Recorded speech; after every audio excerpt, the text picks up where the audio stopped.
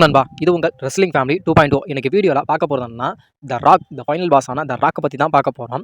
ராக்கு டபிள்யூடபிள்யூக்கு return வந்தார். Return வந்து rock வந்து பல விஷயங்களை டபிள்யூடபிள்யூவில் பண்ணி முடிச்சிட்டாரு.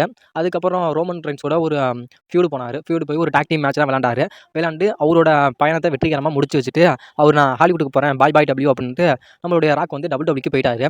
டபிள்யூடபிள்யூக்கு போகிறதுக்கு முன்னாடி, அதாவது ரெஸ்ல்மேனியா 40 முடிஞ்சதுக்கப்புறம் நடந்தால் ஃபஸ்ட்டு ஃப்ரைடே நைட் ஸ்மாக்டவுனில் நம்மளுடைய ராக்குக்கும் நம்மளுடைய கோடிக்கும் ஒரு செக்மெண்ட் நடந்துச்சு. அதாவது இந்த சாம்பியன் வந்து ஒன்றை இருக்கிறதோட என்கிட்ட தான் ரொம்ப நல்லா இருக்குது, இந்த சாம்பியன்ஷிப்புக்காக நான் கண்டிப்பாக உங்க கூட நான் மோதியே தீருவேன் அப்படிங்கிற மாதிரி ராக் சொன்னார். இது இல்லாமல் ஒரு விஷயத்தையும் நம்மளுடைய ராக் சொன்னார். அதாவது உனக்கும் ரோமனுக்கும் உள்ள ஒரு ஃபியூடுங்கிறது முடிஞ்சிருச்சு, ஆனால் உனக்கும் எனக்கு அப்படிங்கிற ஒரு ஃபியூடு இன்னும் முடியல. அதாவது நான் டபிள்யூடபிள்யூக்கு ரிட்டர்ன் வரப்போ கண்டிப்பாக உங்ககிட்ட இருக்க சாம்பியன்ஷிப்புக்காக நான் மோதியே தீருவேன் அப்படிங்கிற மாதிரி ராக்கு தீர்மானமாக ஒரு விஷயத்த சொல்லிட்டு போயிட்டாரு. அது இல்லாமல் போகிறதுக்கு முன்னாடி ராக் வந்து கோடியோட கையில் ஒன்று வச்சு கொடுத்துருப்பாரு. அதாவது இதை வந்து நீ இப்போயே பிரித்து பார்த்துறாதா, பிரித்து பார்த்து நீ என்னோட மனசை நீ உழைச்சிடாத அப்படிங்கிற மாதிரி சொல்லிட்டு போயிருப்பாரு. அது இல்லாமல் அவரோட கையில் ராக் வந்து என்னத்தை அப்படி கொடுத்து பத்திரமா வச்சுக்கோ அப்படின்னு சொல்லிட்டு போனார். அப்படின்னா வீடியோ எண்டில் கண்டிப்பாக நான் சொல்கிறது என்ன, ராக் விசஸ் கோடிக்கான மேட்ச் ரெஸ்ல்மேனியா 41 நடக்கும் அப்படிங்கிற மாதிரி ரெஸ்லிங் அப்சர்வர் தேவ் மெல்சன் சொல்லியிருந்தார். அதாவது ரெஸ்ல்மேனியா 41 கண்டிப்பாக ராக் விசஸ் கோடிக்கான அன்டிஸ்பியூட்டட் டபிள்யூடபிள்யூ சாம்பியன்ஸ் மேட்ச் கண்டிப்பாக இது நடக்க போகுது அப்படிங்கிற மாதிரி ரெஸ்லிங் அப்சர்வர் தேவ் மெல்சனே சொன்னார். இப்போ போயிட்டு இருக்க ஒரு நியூஸ் என்ன அப்படின்னா, ராக் ரெஸ்ல்மேனியா 40 மேட்ச் விளையாடுறதுக்கு முன்னாடியே இப்போயே ராக் வந்து ஒரு மேட்ச் விளையாட போறாரு அப்படிங்கிற மாதிரி இப்போ ஒரு நியூஸ் போய்கிட்டு இருக்குது. WrestleMania 41 Rock versus Cody match நடக்கிறதுக்கு முன்னாடியே ராக் வந்து ஒரு மேட்சை டபிள்யூடபிள்யூல விளையாட போறாரு அப்படிங்கிற மாதிரி ஒரு நியூஸ் போகுது. ஆனா என்ன மாதிரி மேட்சை டபிள்யூடபிள்யூல ராக் விளையாட போறாரு அப்படிங்கிறது தெரியல. இப்போ ரூமரா போய்கிட்டு இருக்க விஷயம் என்ன அப்படின்னா, இப்போ old blood line versus new blood லைனுக்கான ஒரு ஸ்டோரி லைன் போய்கிட்டு இருக்கு இந்த மேட்ச்ல. அதாவது சர்வே சீரிஸ்ல கூட இந்த பக்கம் வந்து ரோமன் ரெயின்ஸ், ஜே உசோ, ஜிம்மி உசோ, இங்கிட்டு வந்து ராக்கு, சோலோ சிக்காவா, அப்புறம் டாமோ டோங்கோ, இவங்களுக்குள்ள ஒரு சர்வே சீரிஸ்ல ஒரு மேட்ச் கூட நான் டபிள்யூடபிள்யூல பார்க்கலாம் அப்படிங்கிற மாதிரி ஒரு நியூஸ் போகுது. இது இல்லாமல் வந்து ஜான்சனா விசஸ் ராக்குக்கான ஒரு ஃபியூட், அதாவது பார்ட் 3 வந்து டபிள்யூடபிள்யூ கண்டினியூ பண்ணி ராக்குக்கும் ஜான்சனாக்கும் ஒரு மேட்ச் பண்ணலாம் அப்படிங்கிற மாதிரி ஒரு நியூஸ் போகுது. அப்படிங்கிற மாதிரி பல விஷயங்கள் அதை இப்போ பரவலாக பேசப்படுது. அதாவது ரோமன் ரெயின்ஸ் கூட ஒரு சர்வீஸ் சீரிஸில் ஒரு மேட்சும், அப்படி இல்லாத பட்சத்தில் ஜான்சனாவுக்கும் ராக்குக்கும் ஒரு மேட்ச் புக் பண்ணலாம் அப்படிங்கிற மாதிரி இப்போ டபிள்யூடபிள்யூ கன்சல்ட் பண்ணுறதா ஒரு மிகப்பெரிய ஒரு நியூஸ் போயிட்டு இருக்கு. இந்த மேட்ச்சில் எந்த மேட்ச் டபிள்யூடபிள்யூ கன்ஃபார்ம் பண்ணுறாங்க அப்படிங்கிறது தெரியல. ஃபஸ்ட்டு ராக் வந்து ரிட்டர்ன் வரணும். ஏன்னா ரிட்டர்ன் வர்றது அப்படிங்கிறது ஒரு கேள்விக்குறி தான். அப்படி வந்தால் எந்த மேட்ச் வந்து ராக் வந்து விளையாண்டா நல்லாயிருக்கும் அப்படிங்கிற உங்களோட ஒப்பீனியனை மறக்காமல் கமெண்ட் செக்ஷனில் கமெண்ட் பண்ணுங்கள். ஆனால் WrestleMania 41 Rock versus Roman Reigns, Rock versus Cody match தான் டபிள்யூடபிள்யூ கன்ஃபார்ம் பண்ணிட்டாங்க, லாக் பண்ணிட்டாங்க. இந்த மேட்ச் தான் ரெஸ்ல்மேனியா 41 நடக்க போகுது. WrestleMania 40 Seth Rollins versus Drew மேக்கினருக்கான வேர்ல்டு ஹெவிவெயிட் சாம்பியன்ஸ் மேட்ச் நடந்துச்சு. இந்த மேட்ச்சில் செத் ரோலின்ஸ் அவரோட சாம்பியனை லாஸ் பண்ணிட்டாரு. நியூ வேர்ல்டு ஹெவிவெயிட் சாம்பியனா ட்ரூ மேக்கினர் ஆனார். துரதிருஷ்டவசமாக 5 செகண்டில் அவரோட சாம்பியனை லாஸ் பண்ணிட்டாரு. உடனே டேமியன்ஸ் வந்து நியூ வேர்ல்டு ஹெவிவெயிட் சாம்பியன் ஆகிட்டாரு. இந்த மேட்ச்சில் நம்மளுடைய செத் ரோலின்ஸும் சரி, நம்மளுடைய ட்ரூ மேக்கினரும் சரி, 2 பேரும் மேட்ச் விளையாடுறப்பே 2 பேத்துக்குமே இன்ஜுரி இருந்திருக்கான். அந்த இன்ஜுரி இருந்தும் அதை எந்த இதுலையுமே கேர் பண்ணாமல் தான் ட்ரூ மேக்கினரும் சரி, செத் ரோலின்ஸும் சரி அந்த மேட்சை சக்ஸஸ்ஃபுல்லாக கம்ப்ளீட் பண்ணி முடிச்சிருக்காங்களாம்.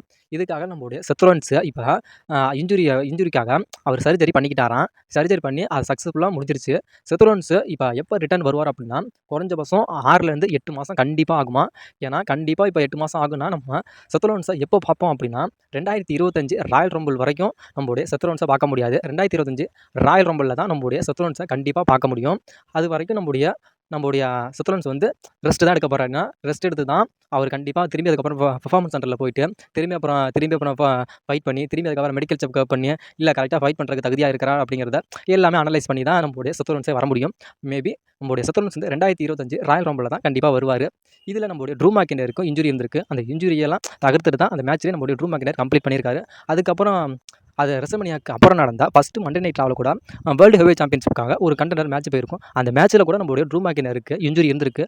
அந்த இன்ஜுரியெல்லாம் தவிர்த்துட்டு தான் அந்த மேட்ச்லையும், அதாவது ரெஸ்ல்மேனியா 40 மேட்ச் கம்ப்ளீட். அதுக்கப்புறமா நடந்தால் மண்டே நைட் ராவிலையும் அந்த வேர்ல்டு ஹெவிவெயிட் சாம்பியன்ஷிப்புக்கான அந்த குவாலிஃபிகேஷனையும் ட்ரூ மேக்கினர் கம்ப்ளீட் பண்ணியிருக்காரு. இப்போ ட்ரூ மேக்கினருக்கு இன்ஜுரி ஆனதால அந்த இன்ஜுரிக்காக ட்ரூ மேக்கினர் சர்ஜரி பண்ணிக்க போகிறாரு அப்படிங்கிற மாதிரி ஒரு மிகப்பெரிய ஒரு அப்டேட் இப்போ போயிட்டு இருக்கு. செத் ரோலின்ஸ் எப்படி இருந்தாலும் அவரோட இன்ஜுரியெல்லாம் கண்டிப்பாக கிளியர் பண்ணிட்டாரு. அது இல்லாமல் சர்ஜரி பண்ணிக்கிட்டாரு. ஏன்னா செத் ரோலின்ஸ் வரக்கு ஒரு 8 மந்த் ஆகும். செத் ரோலின்ஸ் ஃபேன்ஸ்லாம் கொஞ்சம் வெயிட் பண்ணி பாருங்கள். ட்ரூ மேக்கினர் எந்த அளவுக்கு இன்ஜுரி அப்படின்னு தெரியல. அப்படி சின்ன இன்ஜுரியாக இருந்தால் உங்களோட ட்ரூ மேக்கினர், அதாவது காட்டிஸ் வாரியர் ட்ரூ மேக்கினர் சீக்கிரம் வந்துருவார். டபிள்யூடபிள்யூ இந்தியன் ரெஸ்லரை அஃபிஷியலாக ரிலீஸ் பண்ணிட்டாங்க. அதாவது இந்தியன் ரெஸ்லர் யாருமே எங்களுக்கு தேவை கிடையாது. இந்தியன் ரெஸ்லரால எங்களுக்கு எந்த ஒரு யூஸுமே கிடையாது அப்படிங்கிறதுனால WWE இந்தியன் ரெஸ்லரை சுத்தமாக ரிலீஸ் பண்ணிட்டாங்க. இப்போ WWEல இந்தியன் ரெஸ்லர் அப்படின்னு சொல்லிக்கிற அளவுக்கு எந்த ஒரு ரெஸ்லருமே WWEல ஒர்க் பண்ணவே இல்லை. அதுக்கு நம்மளுடைய சாங்கா வந்து நம்மளுடைய WWEக்கு ஒரு சிறந்த ஒரு பதிலடியை சிறந்த ஒரு செருப்பால் அடித்த மாதிரி ஒரு பதிலை நம்மளுடைய சாங்கா இப்போ சொல்லியிருக்காரு. அதாவது இந்தியாவில் மட்டும்தான் 20 மில்லியனுக்கு மேலே ரசிகர்கள் எல்லாமே இருக்காங்க. அதாவது இந்தியாவில் வந்து அந்த ட்விட்டர், ஃபேஸ்புக், இன்ஸ்டாகிராம் அப்படிங்கன்னு அதிலேருந்து வர வருமானம், அதாவது இந்தியாவிலேருந்து வர வருமானம் மட்டும் WWEக்கு தேவை.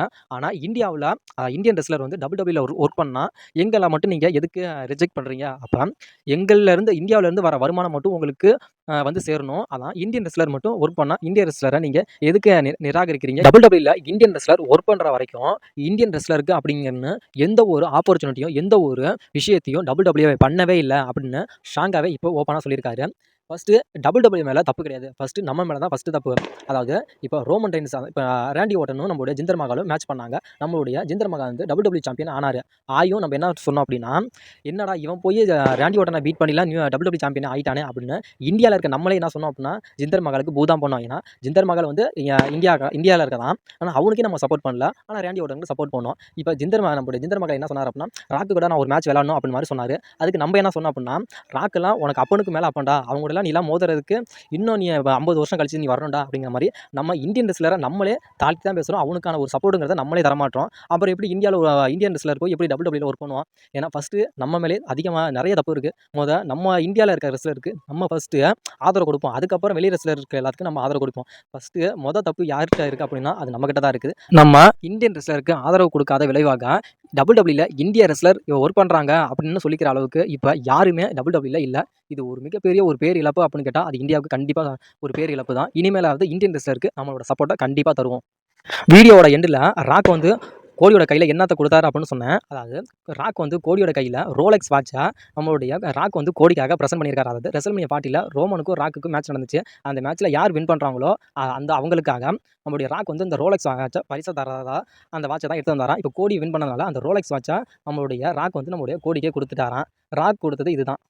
வீடியோ பிடிச்சிருந்துச்சுன்னா வீடியோக்கு ஒரு லைக் பண்ணிட்டு நம்ம சேனலை மறக்காமல் சப்ஸ்கிரைப் பண்ணுங்க நண்பா. அப்படியே ரெஸ்லிங் பார்க்குற ஃபேன்ஸுக்கு நம்ம சேனலை கொஞ்சம் மோட்டிவேஷன் பண்ணுங்க நண்பா.